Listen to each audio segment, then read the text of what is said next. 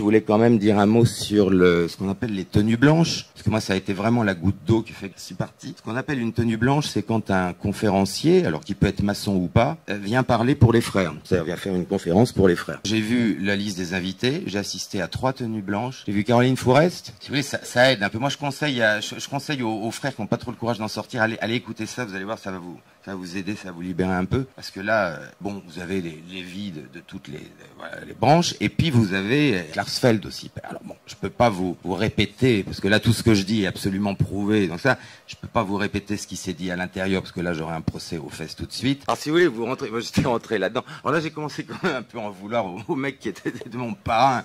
Il m'avait dit, non, mais tu vas voir, c'est super, parce que moi, quand même, je suis pas rentré comme ça, hein.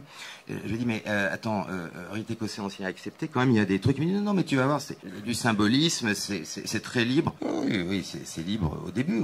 Mais voilà, moi, j'ai pas vu justement des architectes, des grands penseurs dans les tenues blanches. J'ai vu, voilà, la fine équipe, quoi, comme d'habitude. Alors, c'est quand même un problème. Mais ça, il faut attendre pour le voir, parce que c'est ce que je dis. D'abord, un apprenti peut pas visiter, il faut qu'il soit maître déjà pour pouvoir assister à ces tenues-là. Et même, ça dépend à quel degré il est. Enfin, tout est fait comme ça. Bon, donc on verra. Moi, ce qui m'étonne encore, c'est que, en fait, c'est marrant parce que j'ai encore des gens. Bon, évidemment, alors, la plupart des francs-maçons, là, s'ils pouvaient m'étrangler, ils le feraient. Mais j'ai quand même quelques personnes que je connais, des amis artistes, par exemple, qui sont encore dans ce truc-là et qui me disent, des trucs, ils n'en peuvent plus, mais ils sortent pas. Alors parfois c'est par peur, parce qu'ils se disent, pas par peur de se faire tuer, hein, c'est pas ça, mais par peur de se faire boycotter partout. Mais de plus en plus, il y a un malaise, je sais pas comment ça se terminera, mais moi j'entends de plus en plus de gens qui me disent, j'en ai marre d'être là-dedans, mais je dis, écoute, dégage, sors, vas-y, enfin, je sais pas. Ou alors essayer de faire changer ça de l'intérieur. C'est quand même incompréhensible qu'on la boucle à ce point-là et que des frères qui sont scandalisés de la décoration à Belkacem acceptent la boucle, enfin bon.